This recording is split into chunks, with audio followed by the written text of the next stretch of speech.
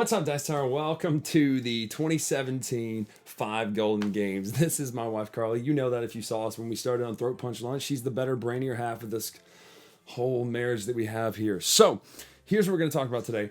5 games that we've kind of agreed on, differed on, about things that we like throughout the year. So, number 5. We'll count down. I don't care. We've never done a top list, so we'll just do it like this. 5th game, best of the year. A lot of good games this year. We own pretty much. That we own, yeah. I mean, We haven't played Gloomhaven, so... Yeah, 7th Continent Gloomhaven we haven't played, so I'm sure those are amazing, but we'll get there. I'm not, but he is. She probably won't. What's the, how did you want to do the honorable mentions first? No. Okay, we'll do the honorable mentions last. Number 5 for us is what? What do you have for number 5? These may not be in exact order. We might go, oh, you know what? I like that one better. Number 5? Carl the list, number 5 is this hulking monstrosity right here. Anachrony. Why do you like this game? I lose, but I like it. Spoiler, I like this game too. This is actually higher on my list of 5. Anachrony is one of the best worker placement games I've ever played. You can check out our review for it here on the Dice Tower, but it's amazing. It's good. It has this kind of going back in time mechanic where you borrow stuff from yourself from the future and you have to pay it back, and it's really well made. You get your own actions, and you start with actions on the main board, but your goal is to try to get your actions on your own personal board. I love that kind of stuff. So Anachrony, if you haven't done it yet, go get this game. Get the expansion with the exosuits too. Fantastic, beautiful game. Number 4, or do you want to talk more about that? My number 4 is Sagrada. Sagrada. Because we play with a lot of new gamers, and my mom and her mom can play this. Kind of. She can't see the colors, but that's a totally different issue. But Sagrada is a great game. Why? Because I win. I'd say it's not in my top 5. I love it. It's probably in there somewhere. I don't know. Like I said, this is kind of a nebulous list, but Sagrada is a great game because it's almost infinitely replayable. There's a bunch of different factors that you combine each time, from your own player board to your tools that are available and to the scoring mechanisms. And literally everybody likes it. And I've never seen anybody not like this game, including people who don't like games, like who are like, I don't like my mom. Yeah, exactly. Her mom. Did we mention that? We mentioned that. She loves games. So my number 4 is one that's not on her list. Is actually Mountains of Madness. Now we play tested this originally in a paper copy. If you've seen the review, you know that. Mountains of Madness is just a silly game in a reverent way. And that makes no sense, but the art's amazing. It's beautiful. It's fun though. You do things like have mustaches and hand puppets to get the cards played. Plus, it's in Lovecraft, so you gotta love that. It's just okay. It's just okay. So that's our number 4s. Number 3 for 5 Golden Games is. Mine's different. What's mine? Mine is Unfair. Oh, yours is Unfair. Yeah, that's right. Unfair. Except I like the fair side of it. The unfair side is terrible. Yeah, the unfair side is not exactly that fun when somebody's robbing you constantly. Yeah, when somebody's really mean to you in a game, it's really, really terrible. It's not me. I know better. I know better than to be mean to her in a game. We'll talk about that when we get to his top number 1. Sorry, that's right. I forgot about that. Never mind. So that's your number 3. What was my number 3 then? Is that on the list there for my number 3? How do I not remember this then if that's not my number 3? Oh, I guess it... Yeah. No? Maybe I'd switch... I don't know. Anyway, let's move on to number 2 that we both agree on number 2 right here. And that is... We don't agree. We don't agree on number 2. Sorry. I like WHISTLESTOP because I win. I say that a lot, but I win a lot. I've never won WHISTLESTOP. Somebody even in the review that we did on the Dice Tower here corrected me and said, well, Karla could actually have only gotten 100 points instead of 111 points in one turn last time. I was like, oh, gee, thanks. That was enough for me to I still beat him by like 80. Like, got destroyed. It was just a beautiful little stock manipulation thing she did at the end. So, excellent game. WHISTLESTOP. My number 2, though, would actually be Karla's number 1, and that's Charterstone. Spoiler alert. Spoiler. We've got the review coming out pretty soon.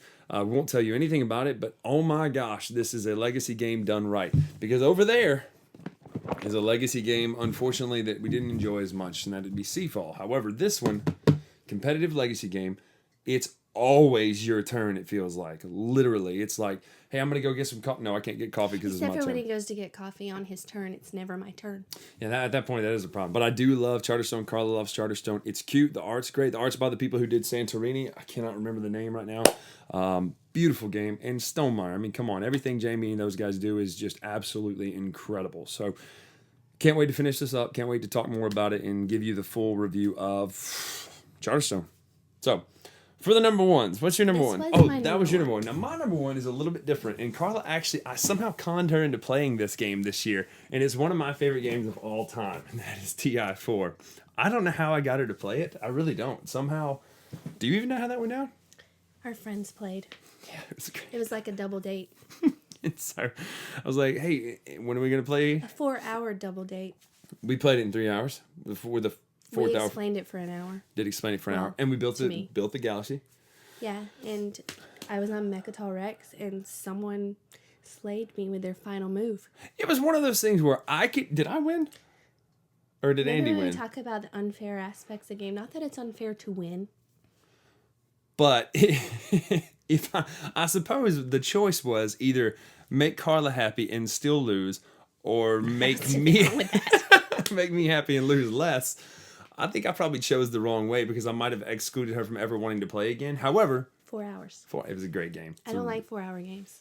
Twilight Imperium is one of the greatest games of all time because the political aspects, the strategy aspects, the Puerto Rico part. You love Puerto Rico, the whole like pick a power and everybody gets to do that power. So that's Twilight Imperium 4. That is my number one game of the year. Let's talk a couple honorable mentions and then knock this list out since it's Christmas Day here, and I'm wearing this hat and it's really hot. Time stories. Time stories. So we had 2 time stories come out so far that we played, and one sitting literally right there that we're going to play this week that we can't wait to play. Number 1 was Expedition Endurance. Spoiler, 1, 2, 3. Okay, if you're still here.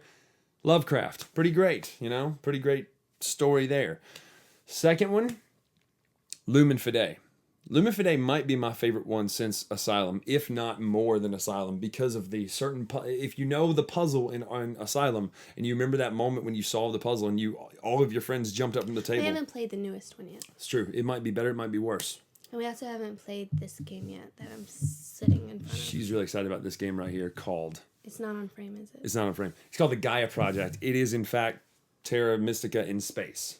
It'll probably be my number 1 when we play She it. loves Terra Mystica. Oh, and that right there is another one we can't wait to play. This is Karla's actual favorite game, but it didn't come out this year, so she couldn't talk about it. Scythe is Karla's favorite game. She's really good at Scythe. This came out this year. This came out this year. We have not put the airships in yet. Because I win. She wins a lot. Lots of money in Scythe. So, beautiful game year. Fun times. We've had a blast here at the Dice Tower getting to do these reviews and all that stuff, and we look forward to another year. Oh, and Codename's Dizzy. Disney is a fun game too. She enjoyed that. So Our almost 4-year-old loves it. she does. She wants to play Mama's game. I don't know. I had to give one more honorable mention because I can't remember if this came out this year or last year, but it's one of my favorite games of the year, and that's Railroad Revolution. It didn't come out this year. Okay, It doesn't count. Forget it. I didn't say that. This is disheveled and unorganized, but if you know me, you know my videos, you know us, that's how I roll. You can't expect great production, and it's not how she rolls. She's very organized. That's why we get places up there on our map. You've seen that. So that's it for us this year, 2017. Good year in gaming. Till next time, make sure to follow us on the latest retro and... Huh? I like your hat. I like this hat too. I bought it last year when I was freezing to death doing the 25 games. Anyway, see you guys later. Take care. Thanks so much for watching the Dice Tower videos. Find more great videos and reviews as well as our top-rated audio podcast at Dicetower.com. You can also find other great shows at Dicetowernetwork.com. I'm Eric Summerer, and you've been watching The Dice Tower. The Dice Tower is sponsored by Cool Stuff Inc., where you can find great games for great prices. Cool Stuff in stock. Check them out at CoolStuffInc.com. So I always start by being down and pop it up like this. I'm not gonna do Hey, you don't have to do that.